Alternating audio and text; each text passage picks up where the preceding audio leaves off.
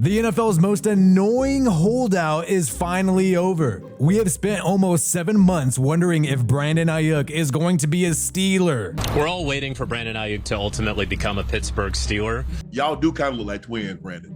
Or y'all are cousins or something. Or if he's going to join the Commanders with his old college teammate Jaden Daniels. Who's your dream teammate? Brandon Aiyuk. Brandon Aiyuk? Brandon Aiyuk. Brandon Aiyuk. Okay, Brandon Aiyuk. Yeah. That'd be tough. Or maybe the Browns will swap Amari Cooper for Brandon Aiyuk. I mean, Amari Cooper seemed to like the idea. Or perhaps the dumbest rumor of them all, Brandon Aiyuk joining the Raiders, getting swapped for Devontae Adams, catching passes from Gardner Minshew. It seemed inevitable that Brandon Aiyuk would leave the San Francisco 49ers. I mean, running back Christian McCaffrey even called him a former teammate. Obviously, as a former teammate, or teammate of his in general, any teammate that you have. But after months and months of stress for the general manager and the head coach, the San Francisco 49ers have finally reached an agreement with Brandon Aiyuk. How did Brandon Aiyuk finally end the most annoying holdout of all time? And where did he almost go? The most likely destination for Brandon Aiyuk was for him to join the Pittsburgh Steelers.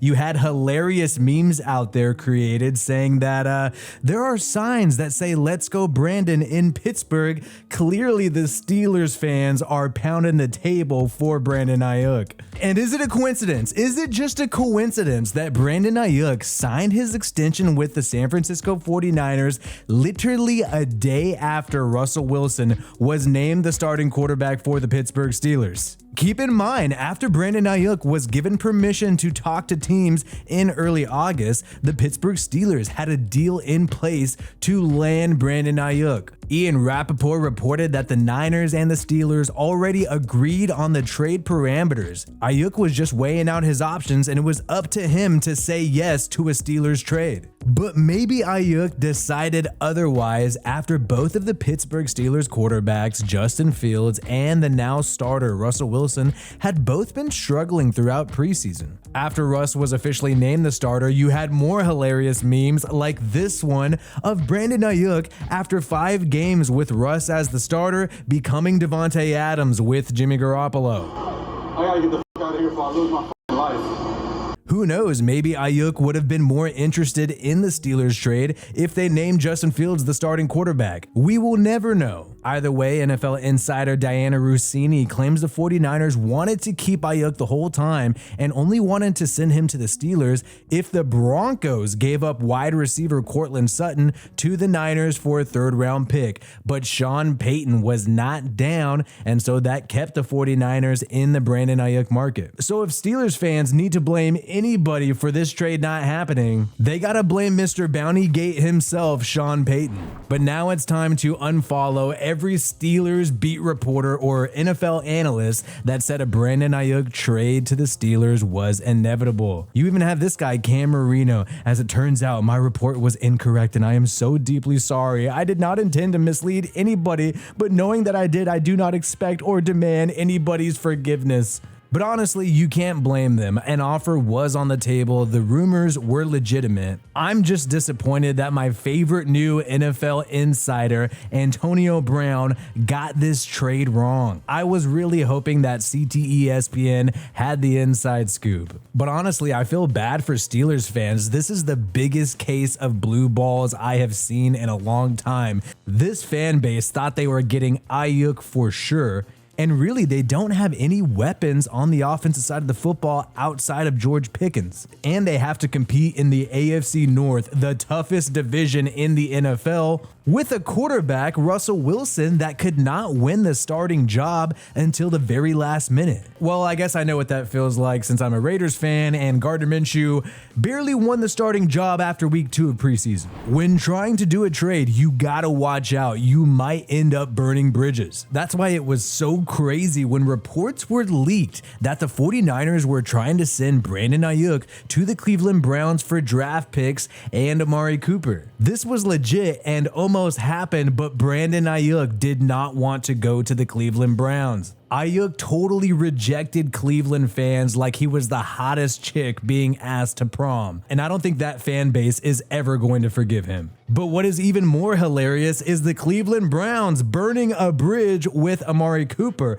Amari Cooper reacted to the rumors about the trade details surrounding Aiyuk going to the Browns, swapping for Cooper, and he said, LOL, I wouldn't mind at all. So now this is going to be a very awkward relationship between the front office of the Browns and Amari Cooper. Cooper would rather be on the Niners, and the Browns would rather have Brandon Aiyuk. This is the biggest case of settling in a football relationship that we have seen in quite some time. Both of these parties think they deserve better. Who knows why Aiyuk did not want to go to the Cleveland Browns? Maybe he did not want to catch passes from Deshaun Watson. That organization is pretty much stuck with that guy after giving him a massive contract. But either way, Aiyuk has been able to choose where he wants to go because he has an insane amount of leverage. Because he was still on his 5th-year option, any new team that traded for Brandon Aiyuk would have to sign him to a new contract. Obviously, no team is going to trade for the guy if they know that he doesn't want to sign an extension with them. So unfortunately, Cleveland Browns fans are not going to be able to see the wide receiver duo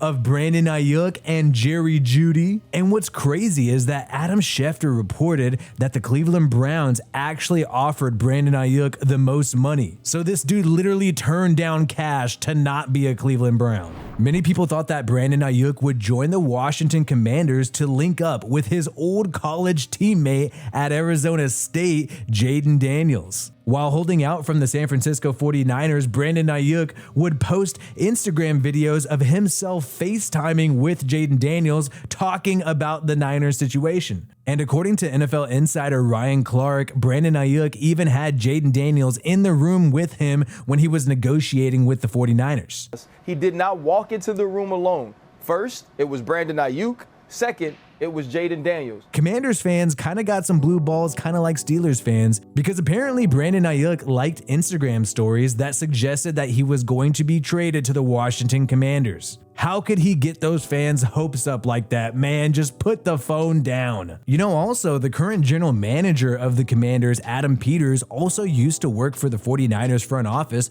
so why couldn't they hammer out a deal? I mean, the Commanders recently traded away their former first-round pick wide receiver, Jahan Dotson, and they sent him to the division rival NFC East Philadelphia Eagles, allowing Philly to get even stronger. The Commanders clearly have a need at wide receiver, and I thought that this trade would be the most exciting. You have the first-round pick quarterback Jaden Daniels on his cheap rookie contract with Terry McLaurin and Brandon Aiyuk. That could be a fire trio for a long time, but unfortunately, the Commanders were not willing to meet the trade compensation expectations of the San Francisco 49ers. And who knows, maybe the Niners did not want to see Brandon Aiyuk on another NFC team, but I think the Commanders are going to regret not going all in on this trade. But seriously, this has been the most annoying holdout of all time. Aiyuk has been trolling on social media all the way back till after the Super Bowl in February. Remember, his girlfriend was even posting videos on social media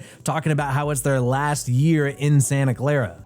Okay, this might have been the last day we touched foot on Levi Stadium, me and Braylon. We might not be out here next season. And also, she's flossing during the video. Can you do that another time? Less than a month ago, Aiyuk was calling out the Niners on social media, talking about how the Niners be in the media every day, and there's only 2 options out there. Pick one and stop dropping reports. It seems like he was being tough guy and not on good terms with the Niners. This holdout clearly has been frustrating the general manager John Lynch and the head coach Kyle Shanahan. Both of these guys look like they have aged some time since Brandon Aiyuk started holding out and causing problems in late February. Brandon Aiyuk has not been practicing, and the 49ers were even prepared to play their first game against the New York Jets without him. But then, of course, 11 days before the game, he signs a 4-year, $120 million contract with $76 million fully guaranteed. And now Brandon Aiyuk becomes one of the highest paid wide receivers in the NFL. Not CeeDee Lamb wealthy, but close enough. But according to the CPA sports tax man Robert, Brandon Aiyuk will pay over 50% in federal, state, and payroll taxes. Damn. This is all due to him living in Santa Clara, California. Was it really worth it if half of the money is going to the government? But I guess that's the sacrifice you have to make to be with a Super Bowl contender in 2024. And really, it is insane that the Niners have been able to afford all these high-priced players, like Christian McCaffrey, just to name a few. They still got George Kittle, Fred Warner, of course. How do they do it? How do they manage to keep all these players at such a high price? Well, I think it's because they are still paying the most important position on the entire team, quarterback, $935,000 a year for Mr. Irrelevant Brock Purdy. The Purdy extension is definitely going to be huge, and if anybody should be holding out right now, it is Brock Purdy. This guy is getting completely ripped off. He is probably the most underpaid player in the entire league, and his 7th round pick rookie contract does not expire until after the 2025 season. So literally, he is stuck with this deal. If I was him, I would pull a Brandon Aiyuk. But I think the big under the radar story is what is going to happen with Deebo Samuel. I mean, 2024 looks like it's quite possibly his last year with the San Francisco 49ers. I mean, the Niners could save $9 million in cap space by moving on from Deebo in the 2025 offseason. And that seems highly likely now that they are paying Brandon Aiyuk roughly $30 million a year. So it seems like 2024 is the last year that the Niners will have this super team that can win a Super Bowl right here, right now. Some of these high-priced superstars like Deebo Samuel will be gone. Brock Purdy will come knocking at the door demanding a contract extension soon. So after losing the Super Bowl against the Kansas City Chiefs just this past February, it seems like 2024 is the Niners' best and perhaps last shot to win a Super Bowl right here, right now. Pretty soon, they'll have to find their next cheap steals in the draft again. Subscribe to me, Wi-Fi Willie, for more NFL content. Peace out, and I hope you have a good one.